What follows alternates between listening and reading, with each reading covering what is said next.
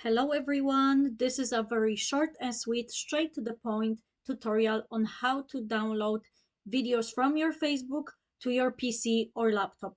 This option is not available on your phone. This is for PC or laptop only. So go to your Facebook profile and go to any video you want to download. Let's say I want to download this one.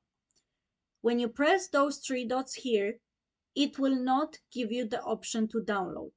But instead, if you go into the video,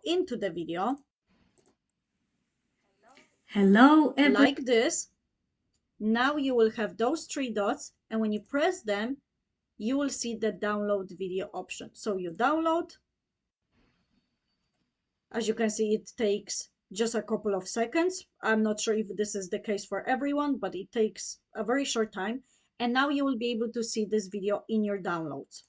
So as you can see, here is the video in my downloads. I can just rename it. And then you can view it, of course, as well.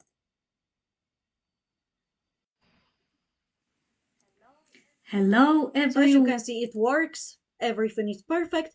And this video is 25 minutes long, but it downloads pretty quickly. So this is how you do it. It's very, very simple.